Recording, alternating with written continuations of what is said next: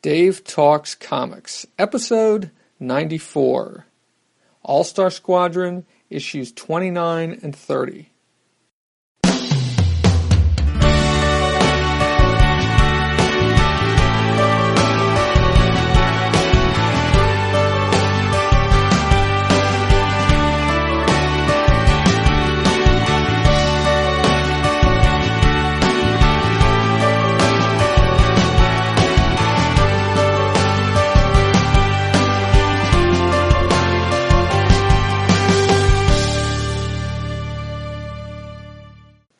Welcome to Dave Talks Comics, a program on the subjects of comic books and cartoons.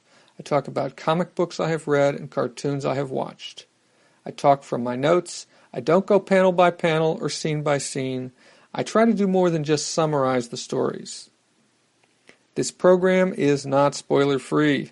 I try not to spoil everything, but in the process of talking about these comic books and cartoons, I will probably spoil them in some way. On this episode, I will be talking about All-Star Squadron issues 29 and 30.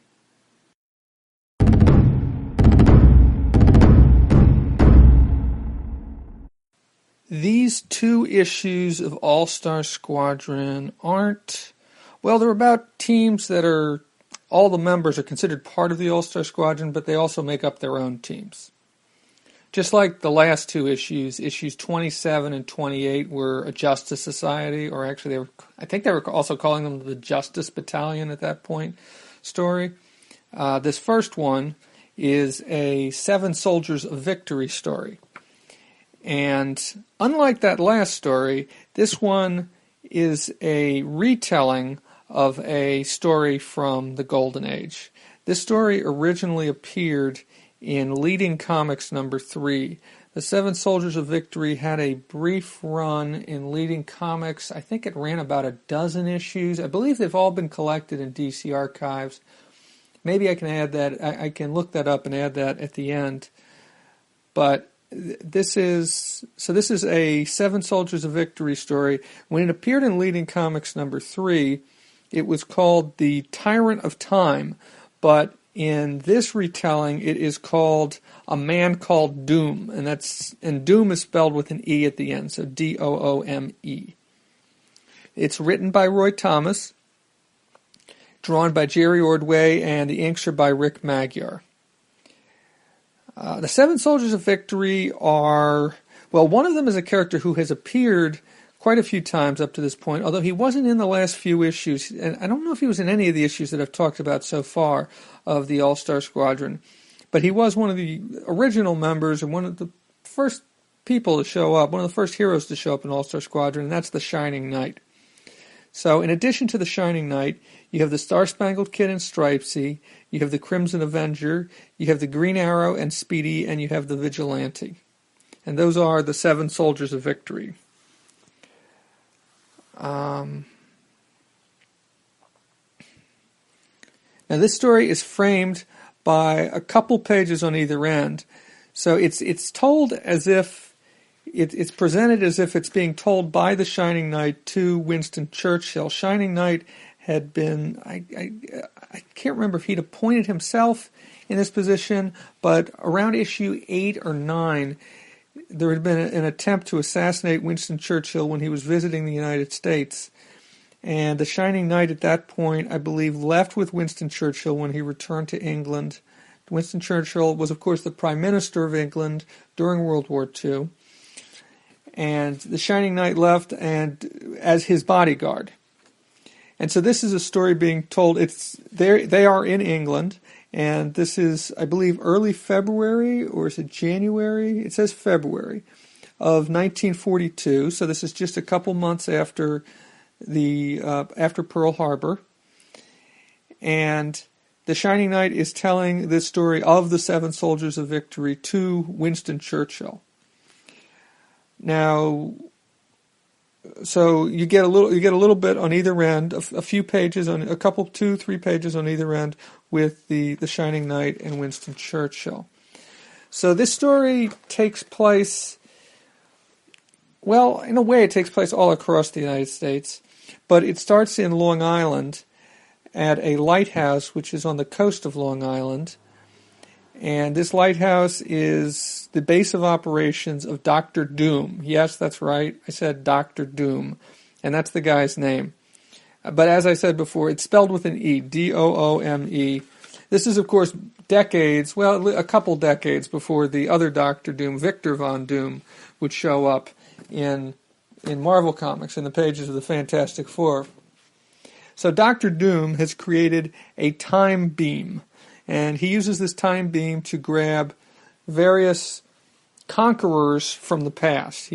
Nero from Rome, Genghis Khan from, I guess, either China or Mongolia, Napoleon Bonaparte from France, Attila the Hun, and Alexander the Great. And his plan is to have them steal some valuable stuff from him, because that's the kind of stuff they did back in the 40s.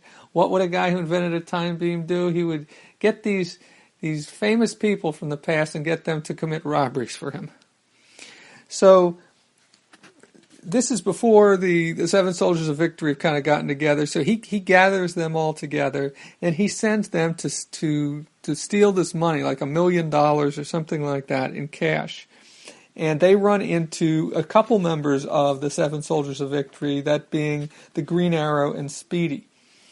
Now, Green Arrow and Speedy aren't successful in preventing them from successfully robbing this bank.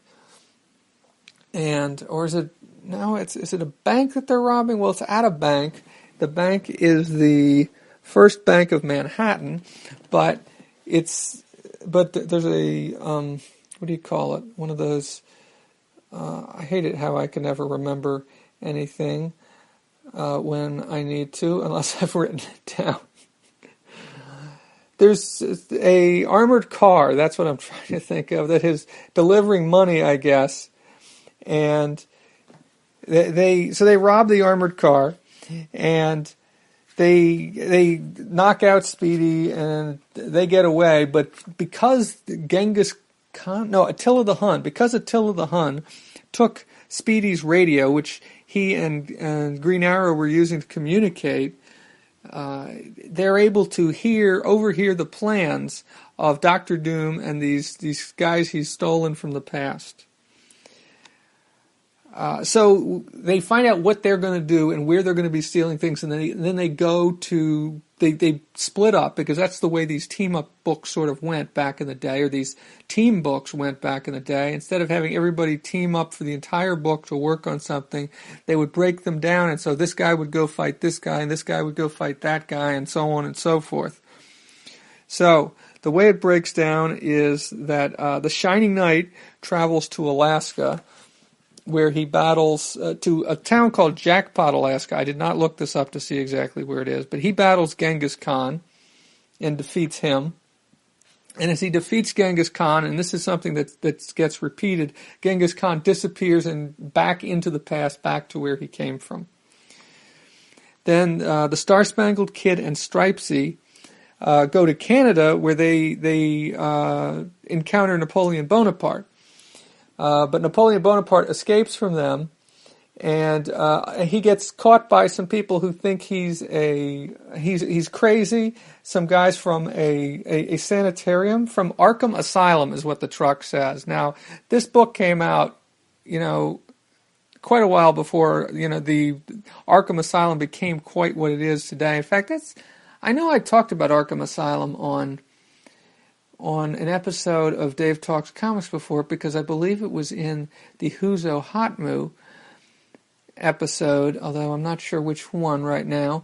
But I don't know if it had become, because this is Arkham Asylum, they're up in Canada, or at least along the U.S.-Canadian border, so Gotham isn't up there, so I'm not sure why a truck from Arkham Asylum would be up there, or maybe he ran that far. I don't know. Anyway, so Napoleon disappears, so they've prevented him from stealing whatever he's trying to steal. Next is the Green Arrow and Speedy, and they travel to the Florida Everglades to deal with Alexander the Great. Now, Alexander the Great kills this inventor by the name of Leo Starr, and I'll talk about him a little later. and he'd created these robots. Well, they managed to defeat Alexander the Great, and so he goes back in time. This is same thing that's happening to each one of them. The vigilante goes to South Dakota, and he battles Genghis Khan. No, I'm sorry, Attila the Hun. Oh, wait, he battles Attila the Hun. Shining Knight battled Genghis Khan. I think I got that backwards when I said it before. He battles Attila the Hun right near Mount Rushmore. Now, that's one thing I'm kind of curious about, because I don't think Mount Rushmore was completed in 1942. I think it was completed like right after World War II, like 1946 or something like that. So I'm not sure I'm sure most of it was probably carved, but I'm not sure what kind of state of completion it was in 1942. Although they do show a picture of Mount Rushmore in here. Oh, and he also gets some help from a guy named Billy Gunn. And I'll talk a little bit more about Billy Gunn, because he was kind of a sidekick of Vigilantes, although not the only one. But anyway, I'll get to that. And then finally, the Crimson Avenger and Wing. Now, Wing was not one of the 7 Soldiers of Victory that I named before, and that's because he wasn't one of the 7 Soldiers of Victory. He was the unofficial 8th member of the team. And I guess the 8 Soldiers of Victory wouldn't sound as good. But he was also, in his civilian identity, he was the Crimson Avenger's butler and chauffeur. And I'll talk about him a little more later as well. Let's see. So, and they encountered Nero, who was off the coast of Long Island, who was attempting to rob a boat of there was a shipment of uranium or something like that was coming. So, anyway, so basically all of these bad guys get defeated. All these conquerors from the past get defeated. And so, knowing where he's at, the 7 Soldiers of Victory go to the lighthouse where Dr. Doom is based, and they attack the lighthouse, but he escapes into the past, and they manage to follow him, and they wind up in ancient Troy. So this is like 1,200 years BCE or BC. So we're talking, about 3,200 years in the past, something like that. And everything doesn't go exactly as Dr. Doom has planned. He tries to turn the Trojans against the heroes, but then eventually he escapes back to the present. They follow him back to the present, and then he escapes into the future, and then his machine blows up, and kind of that's the end of the story. This is drawn by Jerry Ordway very nicely with inks by Rick Magyar. I don't know if there's anything particular to say about the artwork. I mean, other than I like it. I enjoy Jerry Ordway's artwork. And in the end, you get this little moment where the Shining Knight is saying that he was thinking about going to the U.S. for this meeting, which is going to happen in All-Star Squadron number 31, where you get the entire All-Star Squadron together, which is also the beginning of the 5-part Earth X story, which chronicles the origin of the Freedom Fighters. But instead, he says he's going to stay here because he feels that he's needed in Britain and that there are plenty of heroes in the U.S. to deal with whatever problems they might have there. Now, I wanted to talk a little bit about some of these supporting characters. These characters only get very brief mentions. One is Leo Starr, this inventor. Now, I looked up Leo Starr. There is no Leo Starr listed, but there was a comic book creator named Leonard Starr. And so I think this must be an homage to Leonard Starr. Leonard Starr was he actually only just died very recently, just a couple months ago. He was born in 1925, and he died in June of 2015. He is best known for a couple of cartoon strips. One is Mary Perkins on Stage, and the other is Little Orphan Annie. He was working, his last new work that I could find was from the 1980s, the late 80s, when he was inking some issues of, I believe, Action Comics. The other character that I wanted to mention was Billy Gunn. Billy Gunn was a sidekick to the Vigilante. He was kind of an older guy, cowboy. He didn't have a ton of appearances. He only had 10 appearances in the Golden Age. He appeared twice in All-Star Squadron. once here in issue 29, and then also in issue 56, which was another case where they retold a Seven Soldiers of Victory story. He also had an appearance in Infinity Inc. He had an appearance in Stars and Stripe, which I've never read. And he had an appearance in the Jeff Johns Hawkman run, which I used to have, but I think it was issue 6, I think. But I got rid of them a while back. Now, Billy Gunn was the other sidekick to the Vigilante. The other sidekick, the first sidekick to the Vigilante, was a guy named Stuff the Chinatown Kid. Now, he never appeared in any of the Seven Soldiers of Victory stories. He only appeared in the in the Vigilante's appearance in, I think it was Action Comics. And he was killed in World's Finest number 246, which coincidentally is also the first appearance of Baron Blitzkrieg. Not in the same story as Baron Blitzkrieg, because Baron Blitzkrieg first appeared in a Wonder Woman story, and of course this was a Vigilante story that Stuff got killed in. And when I was doing this research, Stuff appeared in considerably more stories. I mean, something like, and between like 1942 to 1954, he was showing up as the Vigilante's sidekick. It does sound a little strange that they would have a character named Stuff the Chinatown Kid to be, and who was Chinese American, to be the sidekick to a Western hero, but I guess that's it. I assumed at first that the reason why they didn't include him here was because it was probably a racist caricature, I mean, the way he was portrayed back then. But I did a little bit of research online, and I found out that Stuff actually was not portrayed in he did not wear something like traditional Chinese clothes, garb, I can't even think of what the garb, what you would call that, but he did not wear something that was considered traditional Chinese stuff. He did not talk in a, accented dialogue. It was actually, a pretty fair representation, I guess. It was not, a heavily racist representation the way he was portrayed, from what I understand, from what I've read online. Because I found a blog posting where they talked about Stuff the Chinatown Kid, and they talked about also Wing, because Wing, the Crimson Avengers sidekick, was also an Asian character. Now, in the Crimson Avengers comic books, Wing was portrayed in a way that made him look, it was a racist caricature. He was talking in heavily accented English, and I'm not sure if they showed him having like buck teeth or what the case was, which was another thing that they would do back then. A way that they would portray Asian characters quite often.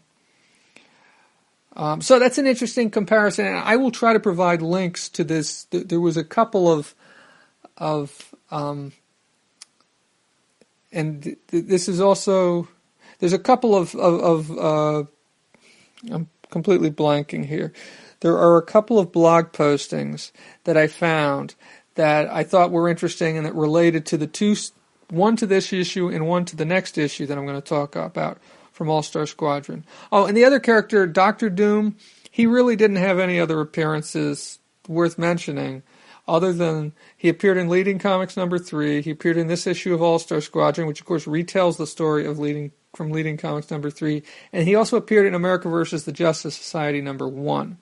I'm guessing that was a cameo appearance, just a flashback or something, just as a montage scene where these are some of the villains they faced and something along those lines. I'm not certain. I have the issue. I should pull it out and look at it, but I want to move on to All-Star Squadron number 30. Now the title of this issue is Day of the Black Dragon. It's written by Roy Thomas and Mike Macklin.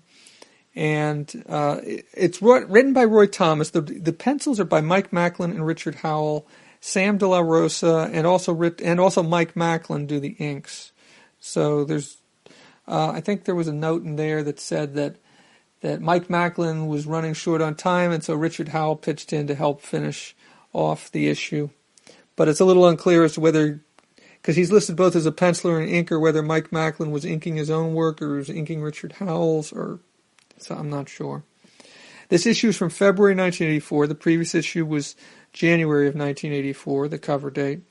This issue, like the previous one, retells a story from the past, from the Golden Age. In this case, it's a Justice Society story from All-Star Comics number 12. That issue was cover dated August-September of 1942, which is interesting because the story is supposed to take place in February of 1942. And the title in that issue was The Black Dragon Menace. And here it's Day of the Black Dragon, so it's similar. And the other thing that's similar between these two issues, and these two issues of All-Star Squadron, is that also the story from Leading Comics number 3 was cover dated summer of 1942, and that one was also supposed to take place in or prior to February of 1942.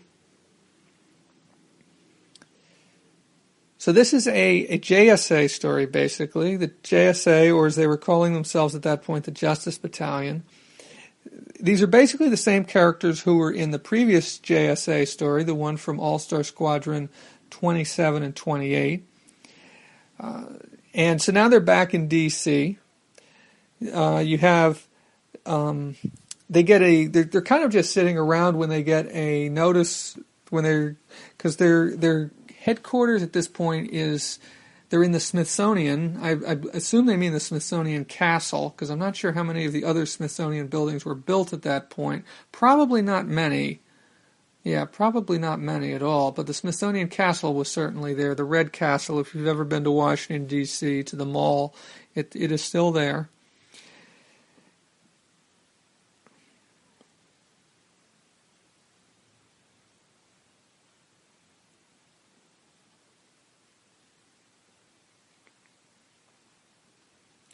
And they're sitting around in the Smithsonian in a meeting room when Major McNichols comes in. I tried looking up this character. I couldn't find anything on this character, so it's just a one-off character.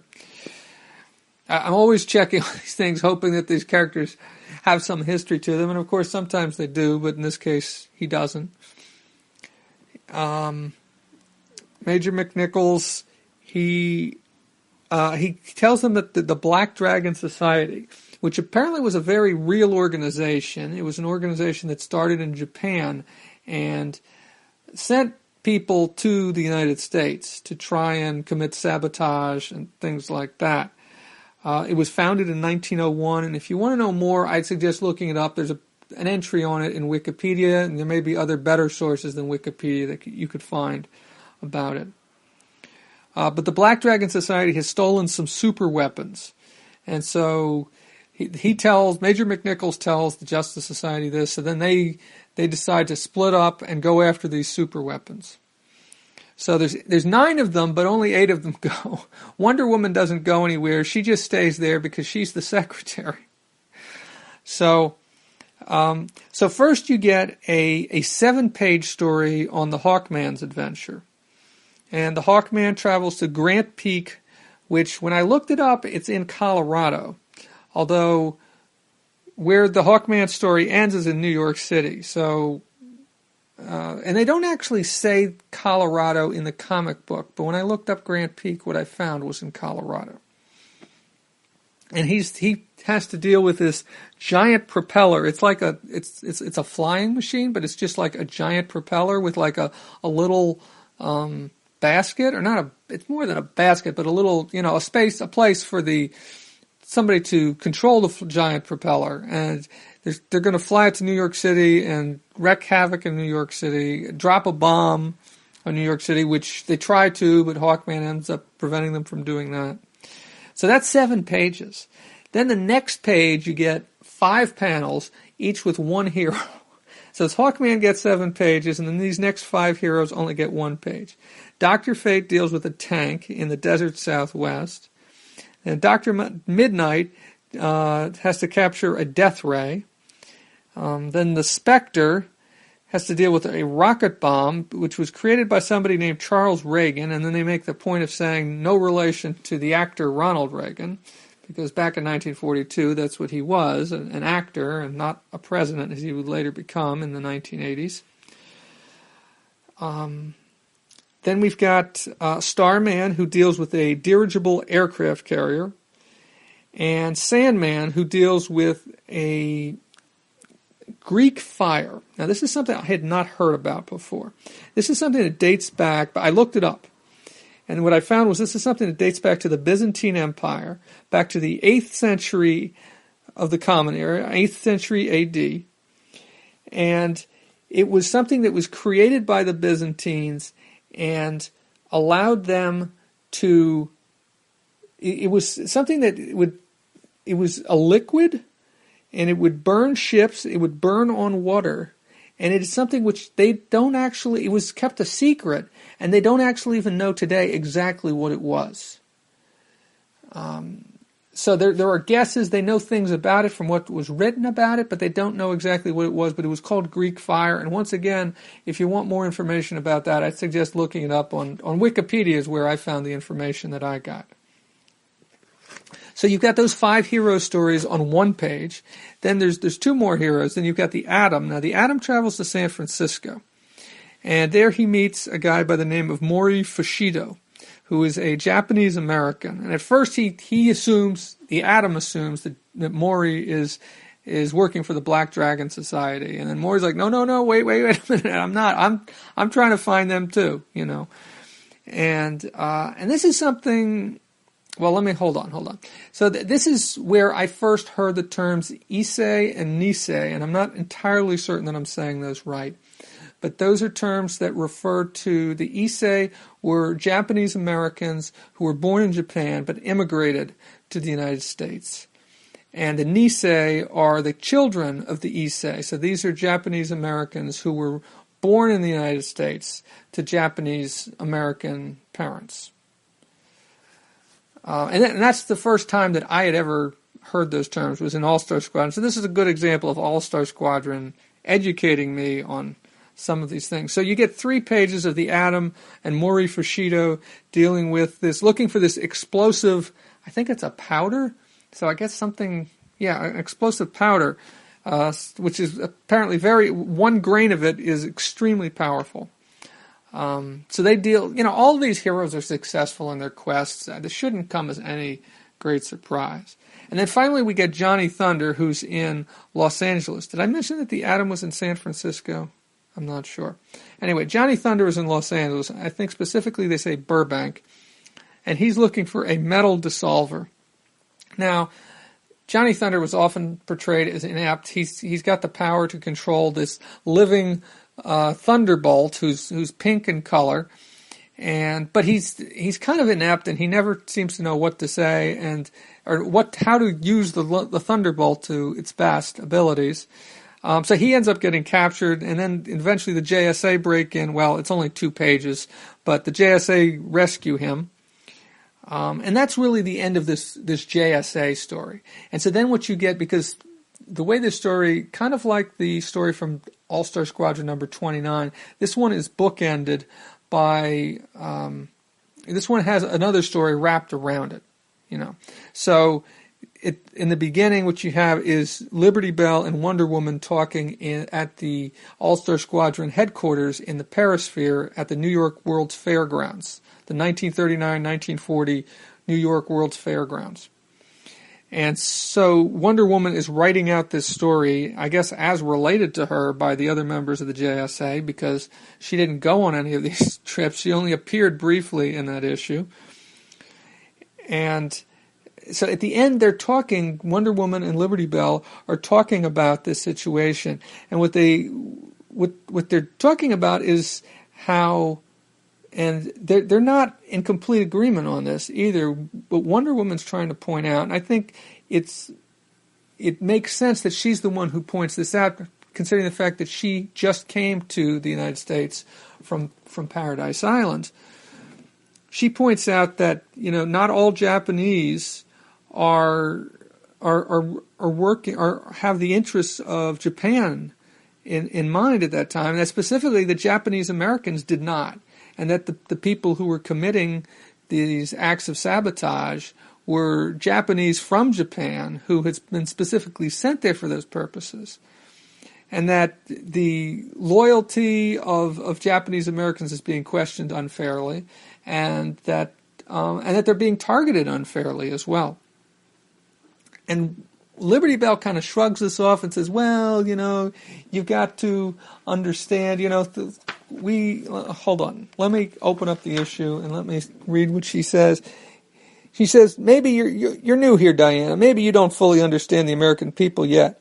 They make a lot of mistakes, sure, but they're basically fair. And then this leads into the next page in which, and then Wonder Woman says, are they, Belle? I hope so. As fervently as I want anything in this world, even peace, I pray to Hera you were right. And then this leads into the final page in this issue, which takes place in the White House, where we have this scene with Franklin Delano Roosevelt, the President of the United States at the time, and Harry Hopkins, who was one of his assistants, and they're talking about the situation with the Japanese Americans. And this is February 19th, 1942, which is when the president signed into effect the Executive Order 9066, which eventually led to the Japanese internment camps, the internment camps in which Japanese Americans were placed, 100,000 of them. And so this is kind of, it's kind of informing you. And there was, when I looked this up, when I did some research online, and I found on the same blog that I found information about Stuff, the Chinatown Kid, and Wing, the Crimson Avengers sidekick, I found an article about this issue. And it compared this issue, it talked about how in the original story, in All-Star Comics number 12, there was no mention of this stuff whatsoever. It was just a story about the Justice Society dealing with the Black Dragon Society, taking down the Black Dragon Society. And so Roy Thomas is giving considerably more depth here. He's providing context here of what was actually going on, more context of what was going on. So I will provide links on the web page at Dave Talks Comics on the page for this episode to those two articles. I can't remember the name of the blog. It's something a little long-winded, like insult my family, and I can't remember exactly what it is. I can't, but I thought they were interesting articles, and they include scans of some of the Golden Age pages, so you can see what these original issues looked like. Now, the final thing I wanted to say was that there was, on the cover for issue 30, is that there's a couple of inconsistencies. The image on the cover to number 30 is basically taken right out of the comic book, right out of the story, where you see a member of the Black Dragon Society with a dagger about to kill Johnny Thunder, and the other members of some of the other members of the JSA bursting through a wall to rescue him. And this scene does appear in the comic book, but there's two inconsistencies here. Number one, Wonder Woman is on the cover, and she was not there when they rescued Johnny Thunder. And the other inconsistency is they showed Dr. Fate wearing the helmet of Naboo, the full helmet. Whereas in the issue, first off, in the issue he's only wearing the half helmet, and if you remember from All-Star Squadron 27 and 28, which I talked about on an earlier episode of Dave Talks Comics, episode 83, if I remember correctly, or was it 84? I can't remember now. He had lost the helmet of Naboo when they were fighting Kulak, because Kulak tried to put it on, and then he lost the helmet. So it's incorrect to show him wearing the helmet of Naboo on this cover. But anyhow, I know quite often those covers are drawn prior, or they're not drawn after the issues are drawn. So maybe Jerry Ordway wasn't aware of that, or maybe he just forgot to, or maybe this was drawn way in advance, and it just slipped through. I don't know. So those are the two stories I'm going to cover this time around. They're not my favorite issues, but I do like them for the historical context they provide, and I had fun looking up some of the background information, and it was great to find those articles, those blog entries about the sidekicks, the Asian American sidekicks, and about the Black Dragon Society. So I think I actually had more fun putting this episode together and talking about this than I did actually reading the comics. But I think they're worth a read. They're worth another look if you haven't read them before. If you're interested in All-Star Squadron, if you're interested in history, if you're interested in Earth 2, not my favorite All-Star Squadron issues, but definitely interesting.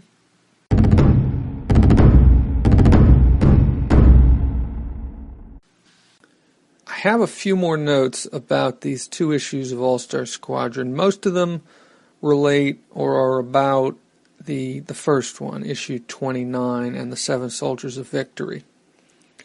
The Seven Soldiers of Victory first appeared in Leading Comics, numbers 1 through 14.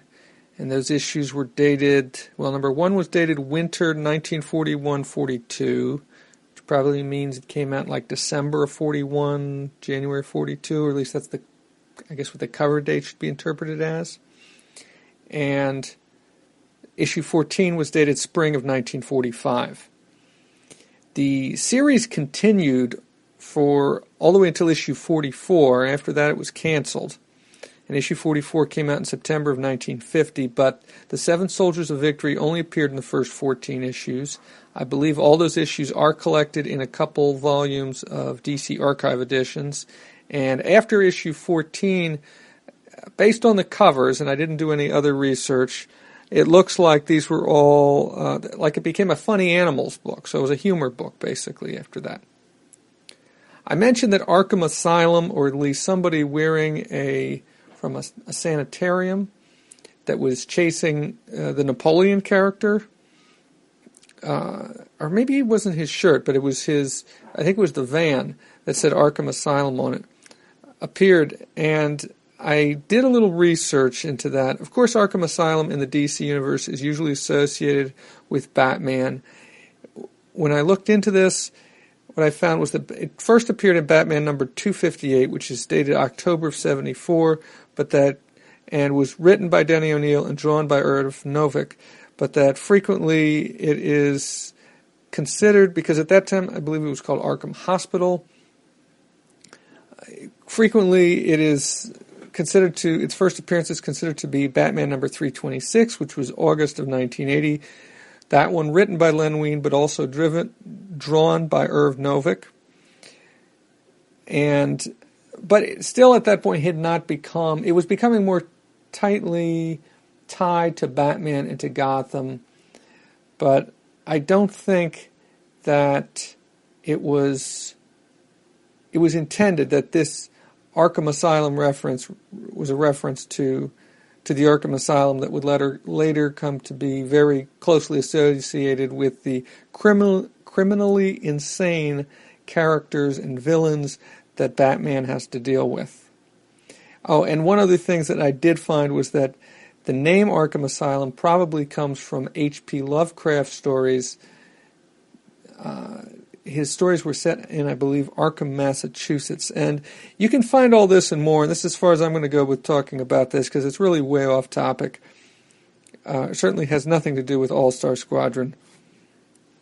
But if you Google Arkham Asylum DC Comics and click on the Wikipedia entry, which is linked there, that should give you plenty of information if you want to read all about that. Mount Rushmore. For some reason, I thought that Mount Rushmore wasn't completed until after World War II. That probably has something to do with North by Northwest, a movie which I believe is from the late 1950s, which part of which takes place, I think the climax of it takes place at Mount Rushmore. but that's not correct. Mount Rushmore was actually completed between 1927 and 1941, which was the year before this story takes place. So that definitely was completed. Dr. Doom, the villain from All-Star Squadron number 29, he also appeared in America vs. the Justice Society number 1. I took that issue out of my long boxes and I flipped through it, and I was right in my guess. He appears as part of just a montage of villains who invented time-traveling devices. And I hope to at some point get around to rereading America vs. the Justice Society and talking about it on Dave Talks Comics. But there's a bunch of issues of All-Star Squadron that I want to read before I get around to reading America versus the Justice Society. So it might be a little while. And take that with a grain of salt, what a little while might mean. As far as All-Star Squadron number 30, one note that's about the Smithsonian. They mentioned that the Justice Society was meeting in the Smithsonian. I think they had to mean the Smithsonian Castle, which was, I looked into this, it was completed in 1855. There was three other buildings, I guess, of the Smithsonian that existed in Washington, D.C. in 1942. Those were the Freer Gallery and the Museum of Natural History and the National Zoo. I seriously doubt they were meeting in the National Zoo. It could have been the Freer Gallery, it could have been the Museum of Natural History, but my guess would be the Smithsonian, since that's what most people think of when they think of the Smithsonian Castle, when they think of the Smithsonian.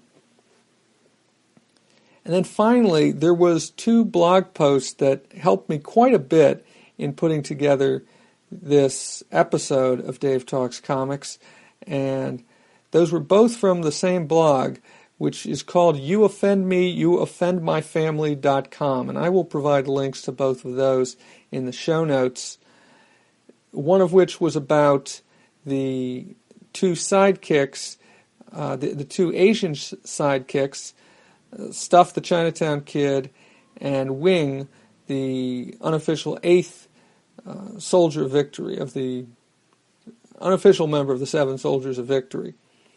And the other of which was about the depictions of Asians in All-Star Squadron is what it's about, although it also references, and it specifically discusses All-Star Squadron number 30 and a few other issues of All-Star Squadron.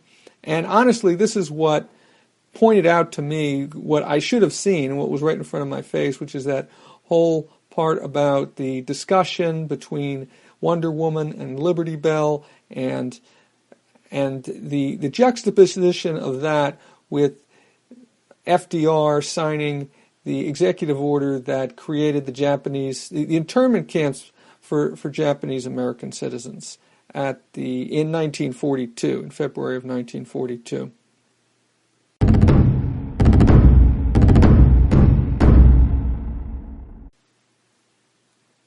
That's it for episode 94 of Dave Talks Comics. Dave Talks Comics can be found on the web at davetalkscomics.com and facebook.com/DaveTalksComics. On Twitter @DaveTalksComics.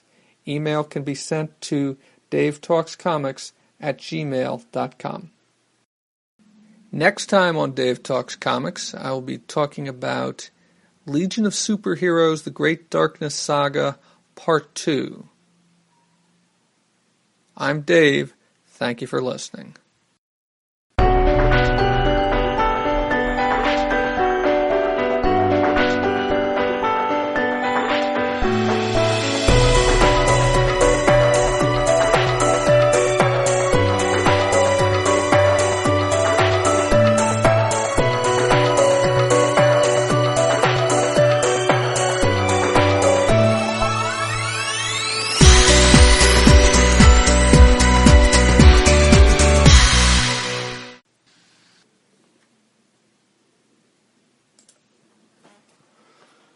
Next time on Dave Talks Comics.